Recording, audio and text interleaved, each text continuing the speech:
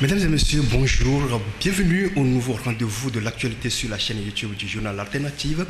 Nous sommes très heureux de vous accueillir dans l'autre journal pour savoir et comprendre.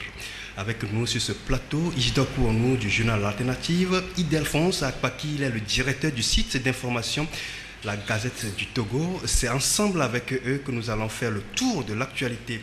À l'approche de la présidentielle de 2020, au Togo, les choses s'accélèrent, les appels se multiplient. L'archevêque émérite de Lomé, Monseigneur Philippe Fanoko Poudro, ne se décourageait pas, mais finalement, crée-t-il dans le désert? Nous poserons la question aux confrères ici présents. L'autre journal, c'est parti. Isidore, bonsoir. Bonsoir. Bonjour, Claver. Merci d'être là. Idel, merci d'avoir répondu à notre invitation. C'est un grand plaisir pour moi de vous retrouver parce que j'ai l'habitude de vous suivre sur YouTube comme vous venez de l'annoncer. Mais que le choix soit porté sur moi pour que je sois autour de ce plateau, c'est un plaisir.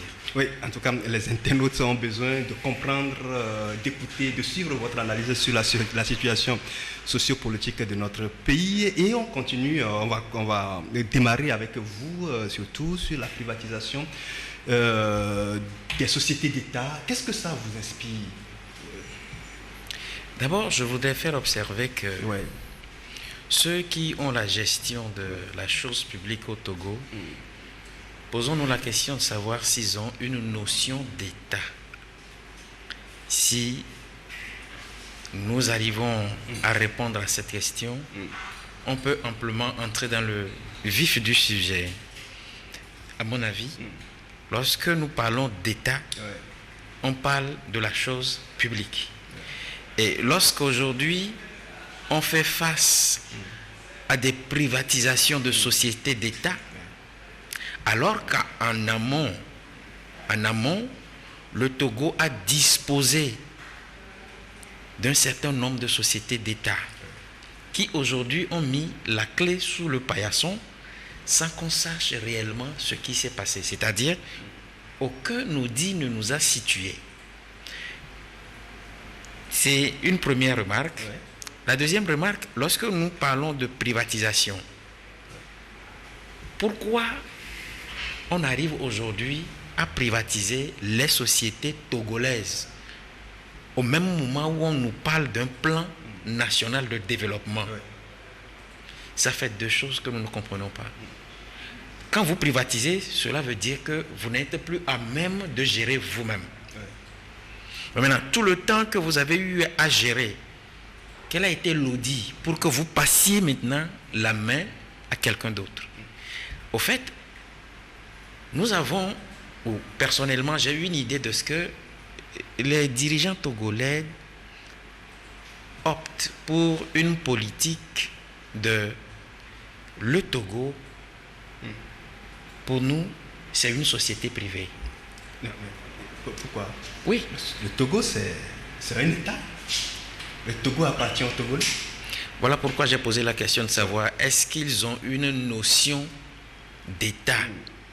S'ils ont une notion d'État, aujourd'hui on ne serait pas à même de privatiser pêle et mêle des sociétés d'État. Oui, et Ildefonse, cela pose un problème de gouvernance. Quand dans un État, parce que nous parlons d'État, tout ce que nous considérons comme étant des sociétés qui doivent avoir une assise et permettre aux populations d'en jouir sont laissées dans la main des étrangers, ça pose un problème. Mais quelque part, privatiser les sociétés d'État, c'est également une imposition, une exigence du FMI. Une exigence du parfois, c'est le FMI qui impose ça. FMI impose cela parce que FMI a à un moment donné remarqué qu'il y a un échec dans la gouvernance dans le pays. Si on arrive aujourd'hui à privatiser ces sociétés, c'est parce que nos gouvernants ont failli à tous les niveaux. Aujourd'hui, qui peut me dire aujourd'hui la société qui appartient aujourd'hui encore à l'État togolais, que ce soit dans les mines, le phosphate. Ce sont les Israéliens et les Indiens qui se partagent le phosphate togolais. Ouais. Et quand on prend le clinker, ce sont les Allemands qui sont là-bas. Il y a les Indiens aussi. Il y a les Indiens. Quand on prend... Aujourd'hui, on nous parle de la manganèse de Nayenga. Et ce sont les étrangers également qui sont là-bas. Le fer de Bangeli. Oui, le fer de Bangeli. Quand nous prenons le port autonome de Lomé, c'est un Français, Bolloré, qui est là-bas. Même il y a les Chinois aussi qui sont toujours là-bas. Même le port privé qui est à côté de l'hôtel Sarakawa, là-bas, ce sont les Chinois et des étrangers des autres de nationalités qui se partagent là-bas. Quelle société aujourd'hui peut se vanter d'être une société togolaise? Quand on prend les banques, on les a toutes privatisées. Il reste l'UTB et la BTCI qui sont en train d'être privatisées. Le processus est encore en cours actuellement. Mais la BTD, cette banque que des gens proches du pouvoir ont contribué à mettre dans le gros gouffre aujourd'hui. Delphine parlait tout à l'heure d'Audi. Qui a cherché à savoir qu'est-ce qui s'est passé pour que cette banque-là arrive à cet état aujourd'hui. Personne n'a cherché à le savoir, mais on l'a privatisé et puis c'est tout. Le BTD est devenu Aura Bank aujourd'hui. Mais comment est-ce que... Mais dans quelles conditions ces sessions-là se font? Personne ne le sait. Personne ne le sait. On ne rend compte à personne. Nous, on est là seulement. On vous dit, cette société, l'État n'arrive plus à la gérer. Donc, il faut la privatiser et on la privatise. Et puis, c'est tout. C'est tout ce que les Togolais savent. Oui, et la privatisation qui défraie l'actualité aujourd'hui, c'est celle de Togocom, qui est confiée aux Malgaches, à ceux qui détiennent 51% d'actions de capital. Avant de revenir sur la question de Togocom, Isidore a eu le plaisir de citer pêle-mêle ces sociétés d'État, ces banques et autres qui aujourd'hui sont dans les mains des étrangers. Ouais. Je veux bien faire marrer les internautes de l'autre journal en disant que même le sable marin qui a été confié aux Libanais. Et entre-temps, on a parlé de quoi? On a parlé de faillite. Et vous imaginez que le sable marin, notre sable marin, a été confié aussi aux étrangers. Ça n'a pas de sens pour un État qui se dit normal et responsable. Et maintenant, je vous pose une question sur cet aspect justement. Qu'est-ce que le Togo gagne de ces privatisations? Peut-être qu'il y a un intérêt. Non, pas qu'est-ce que le Togo gagne. Oui. Qu'est-ce que nos soi-disant dirigeants gagnent? Non, mais... Parce que vous et moi, est-ce que vous ouais. avez les dividendes de ce qui se passe quand on passe les marchés? On ne va pas donner individuellement aux gens. On va investir dans les secteurs porteurs de développement, de croissance économique. Alors, c'est maintenant que j'ai compris votre question. Ouais. Alors, je me rends compte que quand on privatise les sociétés d'État aujourd'hui dans le pays, je fais remarquer que la population togolaise est majoritairement jeune, au moins 62% de la jeunesse. Alors, cette jeunesse-là est abandonnée à elle-même. Vous avez vu, c'est vous qui avez passé les vidéos sur le nombre de jeunes demandeurs d'exil, de partis qui demandent de partir. Alors, c'est la première remarque. Vous pensez que la privatisation encourage la gouvernance et la jeunesse, là, s'immigrer ailleurs. Et puis, la privatisation encourage encore l'émergence des conducteurs de Zamidia. C'est ça, diriger un État. Et quel est l'impact d'ailleurs de cette privatisation? À l'époque, je me rends compte que la gouvernance, telle que je l'ai dit, je l'ai toujours dit, que le fait même qu'on n'arrive pas à rendre compte au peuple par rapport à la gestion de la chose publique, c'est ça qui pose problème. Je vais vous rafraîchir la mémoire avant qu'on ne revienne sur Togocom. Qu'est-ce que certaines sociétés d'État qui hier avaient fait la fierté du Togo, à l'instar de l'OPAT, Togo Pharma, Sonaf, la CNCA, Sonacom, CFT, Fer, Marbrerie, Huilerie d'Alekwegbe, Usine textile de Dacha, la Limusco, qu'est-ce qu'elles sont devenues aujourd'hui? Est-ce que vous avez une fois entendu un audit de ces sociétés-là? Est-ce que vous avez une fois appris qu'on a fait l'audit de l'hôtel Tropicana, de l'hôtel de la paix, qui aujourd'hui... Mais qu'est-ce que le Togolais gagne à partir du moment où ces sociétés d'État sont gérées par des individus qui ne font pas le compte au peuple, et à un moment donné, ces sociétés disparaissent. Les quelques existantes sont confiées aux étrangers. Vous pensez que c'est normal lorsque vous êtes un chef de famille et que vous avez une chose en commun? Vous levez un bon matin, vous prenez, vous vendez, alors que vous n'êtes pas seul. Vous prenez, vous gérez, vous ne rendez pas compte aux autres. Vous pensez que c'est sérieux ça? Mais peut-être que moi, avant de... Oui, vas-y. Moi, allez-y.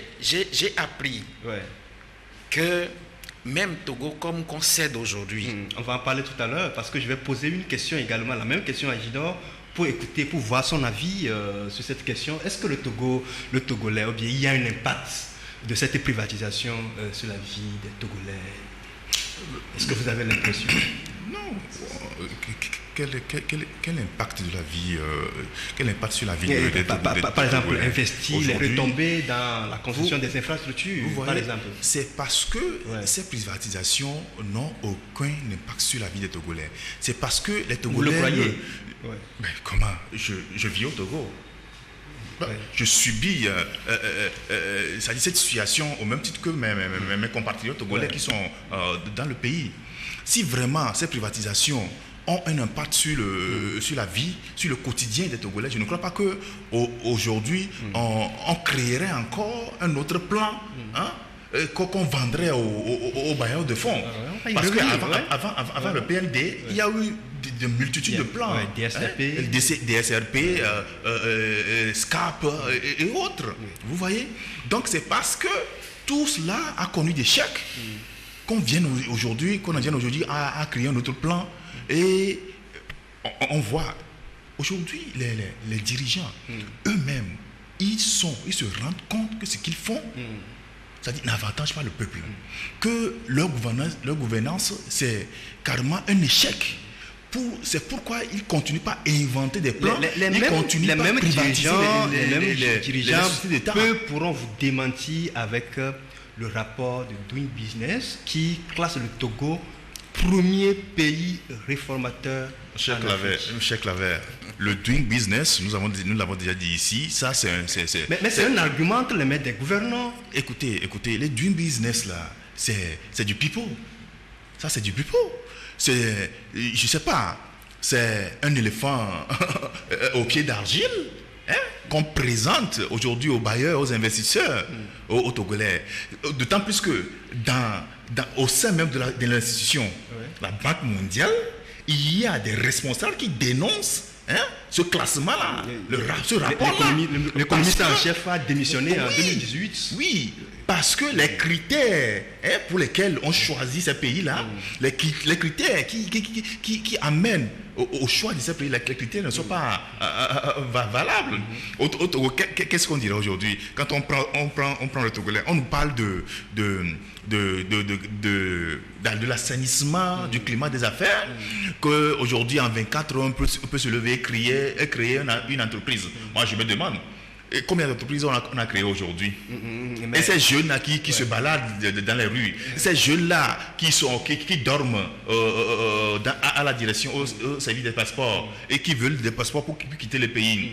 Est-ce qu'ils ont trouvé? C'est parce qu'il y a trop d'entreprises qu'ils veulent partir. Non, mais il faut se poser la question également, combien d'entreprises qui sont créées mais qui se ferment aussi, parce qu'il y a le fisc qui court. Parce qu'on ne peut pas brandir aujourd'hui le Doing Business au moment où les investisseurs sont en train de quitter le pays, au moment où les gens quittent le port de Lomé pour aller vers le port de Cotonou, de Tema, ici pour faire des affaires à cause de tout ce qui se passe. Mais de toutes les façons, Doing Business, c'est un argument que Faure Gnassingbé va brandir en 2020 lors de sa campagne électorale.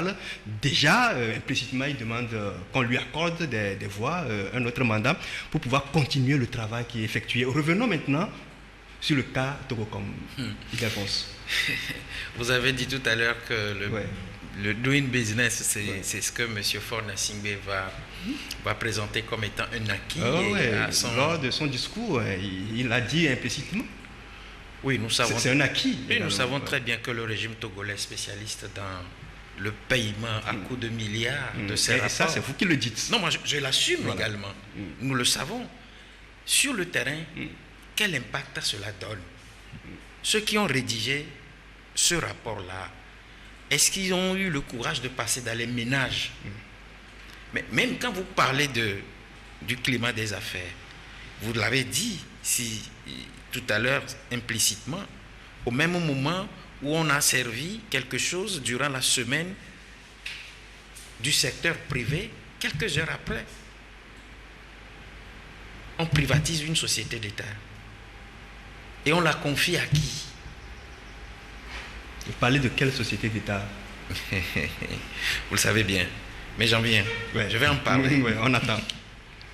Lorsque nous sommes à quelque part des élections ou des joutes électorales et que M. Faure Gnassingbé a eu la chance, premièrement, de bénéficier d'un coup d'État constitutionnel pour s'imposer. Ouais. Et il a fait un premier mandat, un deuxième mandat. Qui s'est légitimé après, à travers les urnes. Vous savez, excusez-moi de faire d'ouvrir cette parenthèse par rapport à la venue au pouvoir de M. Faure Gnassingbé, qui aujourd'hui est un accident. Je le dis parce que j'ai toujours fonctionné avec la loi fondamentale togolaise. Et vous ne me direz jamais, et moi je ne serai jamais d'accord avec tout animateur qui me posera le problème de M. Faure Gnassingbé au pouvoir et qui me dira après qu'il a été légitimé. Ouais. Je vous assure que lorsque le coup d'État constitutionnel a été perpétré dans la nuit du 5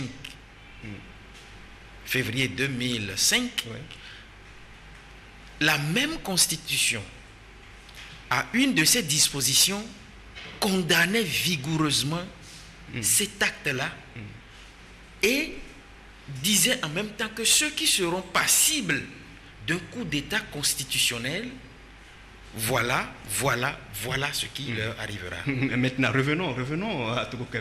Oui, c'est juste pour vous dire que, et comme je l'ai dit, que c'est un accident. Parce que ceux qui aujourd'hui ont la manette ne parlent que le langage de la force. C'est pourquoi aujourd'hui, tout est flou dans le pays. Nous parlons de doing business. Ouais. Et je vous ai dit tout à l'heure que nous savons comment ces rapports-là sont écrits. J'ai fait tout à l'heure allusion au ménage. Parlons maintenant du secteur privé. On va en parler, mais vous n'avez pas répondu à ma question concernant la privatisation de Togocom. C'est une société de télécommunications, une société stratégique qui est privatisée. On se rappelle comment et quand et à la veille de quoi Bolloré a été confié, le port a été confié à Bolloré au détriment de Progosa. Nous sommes à la veille d'une élection, on privatise une société.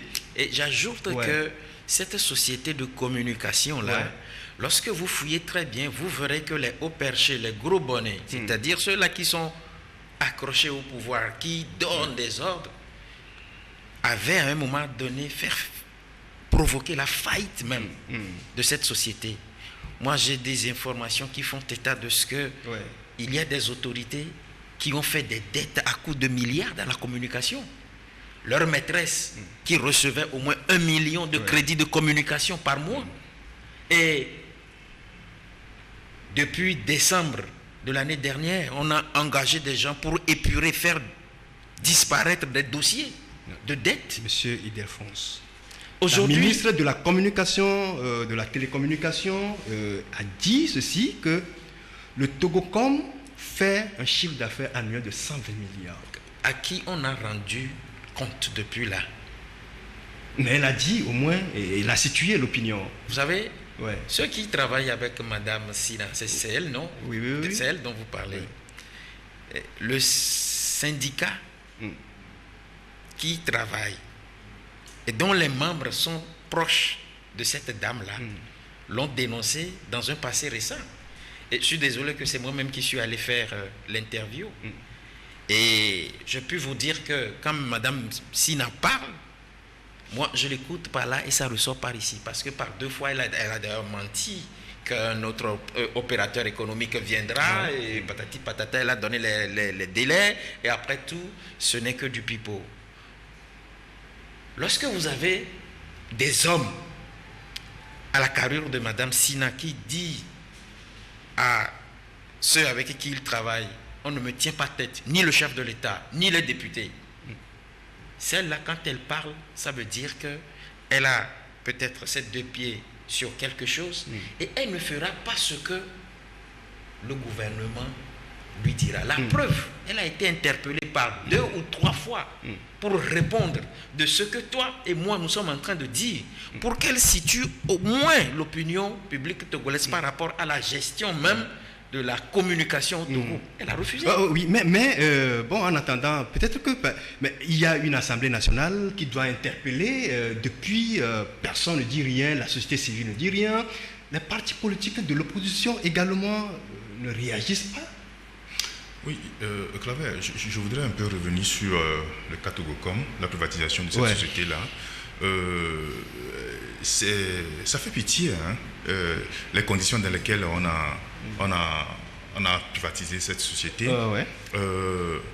Aujourd'hui, on a l'impression que nos dirigeants ont pris le Togo. Ce n'est pas une impression, c'est comme ça. On pris le Togo comme leur propriété privée. Et que tout ce qui leur passe par la tête, ils le feront sans rendre compte à personne. Hein? Imagine, le journal, l'Alternative, c'est notre bien commun ici. Imagine que Ferdinand Haïté décide un jour de vendre l'Alternative et que nous ne disons rien, nous le laissons faire comme ça. Et il se lève un jour et vend l'Alternative et nous retrouvons comment? On se retrouve sans Est-ce que la comparaison a sa raison d'être? Parce que l'Alternative, c'est une entreprise. Le Togo est un pays. Ce n'est pas une entreprise privée. Vous m'avez posé une question tout à l'heure. C'est à la question là que je vais répondre. Allez-y. Vous parlez des politiques, de la société civile et autres là. On ne comprend pas le mutisme de ces gens-là. Le Togo, nous avons tous le Togo en partage et en héritage. Donc, un seul individu ne peut pas se lever et commencer par vendre les richesses du Togo, une à une, sans que personne ne lui dise rien.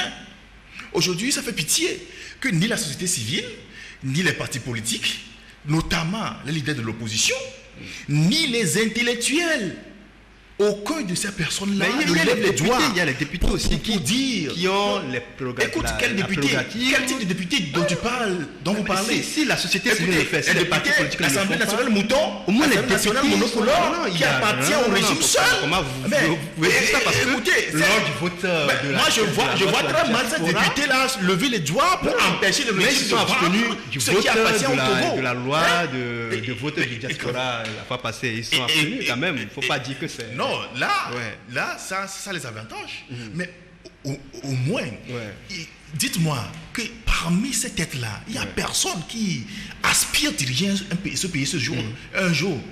Et que si Fonia Singbe, M. Fonia Singbe et ceux qui l'entourent commencent par vendre les richesses, les sociétés d'État une à une du Togo, et dans 5 ans, dans 10 ans, comment va se retrouver le Togo? Comment se retrouver le Togo? Et aujourd'hui, vous l'avez bien dit tout à l'heure, on parle de la promotion du secteur privé. Il y a une semaine et l'autre semaine. Dans notre condition, il y a cette question-là. Ildefonse, est-ce que tu es surpris par le silence des députés, des partis politiques de l'opposition, de la société civile, le milieu intellectuel également, qui ne réagit pas? Tu n'es pas surpris? Je ne suis pas surpris pour la simple raison que c'est des choses que je vis en tant que citoyen togolais depuis la nuit des temps.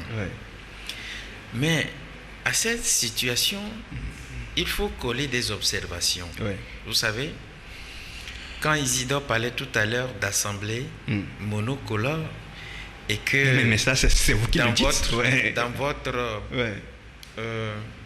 titre d'animateur d'émission, vous tentez de l'étouffer. Moi, je reviens à la charge pour dire, mais est-ce que ce que nous avons aujourd'hui au Parlement togolais reflète la volonté populaire? Je ne trouve pas, mais il y a un fait Le qui fait... dément Non. les propos. Il faut nuancer au moins. Ce fait ne dément pas. Ouais. Lorsque nous avons les faits devant nous, lorsque nous vivons ces faits, nous dirons aujourd'hui, mais excusez-moi, Oui, allez-y. ceux qui prétendent être aujourd'hui députés de l'opposition Ouais. dans cette assemblée-là, étaient là, c'est juste un exemple que je vais prendre, étaient là quand on a voté la loi sur les libertés publiques. Ce n'est pas une honte pour un seul député, par exemple, qui se dit de l'opposition, que l'ONU demande une relecture, alors que juste après ce vote-là, on a vu des gens jubiler, disant que mais ils ont fait du bon travail. Je suis patron de presse, je suis très éberlué quand j'entends avec mes deux petites oreilles là, ces messieurs qui ont été cooptés, nommés, des gens disent nommés, cooptés, qui ne sont même pas issus d'un vote. On en connaît aujourd'hui, qui ne savaient pas qu'il avait appelé une autorité à qui il demandait, mais comment vous allez me faire maintenant? Aujourd'hui, on dit qu'il est nommé alors qu'il a échoué lamentablement. Vous savez, si les dirigeants togolais actuels sont courageux et se sentent à l'aise de ce qu'ils ont l'assentiment du pouvoir du peuple togolais, je leur proposerai d'avoir un cadre électoral digne de ce nom et de faire en sorte que les résultats qui seront issus des prochaines élections soient appelés bureau de vote, pas bureau de vote. Vous comprenez? Et l'autre chose que je voudrais ajouter par rapport au mutisme de ces gens-là que vous avez appelés ou cités tout à l'heure, je ne les encourage pas, mais je vous fais savoir, et ça, c'est un fait que nous vivons également. Quand bien même que la loi fondamentale togolaise interdit à l'armée de ne pas s'immiscer dans le débat politique, vous savez ce que les dirigeants togolais font? On bloque le débat politique avec l'armée. L'armée qui s'interpose. Les preuves sont là, les exemples sont là, les tueries. Et aujourd'hui, on vous demandera qui sont ceux qui ont tiré sur ceux-là. Ceux qui tirent et qui assassinent ne sont pas en prison. Quel est le lien avec la réaction de l'opposition ou bien de la société civile sur une privatisation? Il y a quel lien? Il y a quel lien? Ceux qui privatisent, ce sont qui? Ce sont ceux qui dirigent. Ou bien, ce sont eux qui ont le pouvoir de privatiser comme ils veulent, sans rendre compte au peuple. Alors, ils sont soutenus et protégés par qui lorsque le peuple se soulève? La privatisation, non, on va revenir. La privatisation des sociétés, quel sort pour le secteur privé? C'est une question en attente sur ma fiche ici, mais on va marquer une pause, on va revenir dans la deuxième partie. On va poursuivre le débat sur cet aspect-là avant d'aborder la question des présidentielles avec l'initiative de Monseigneur Poudre. Donc, je vous invite à garder le fil de votre pensée. On va y revenir, Isidore, on va y revenir dans la deuxième partie de cette émission. On marque une pause, le temps de respirer un peu.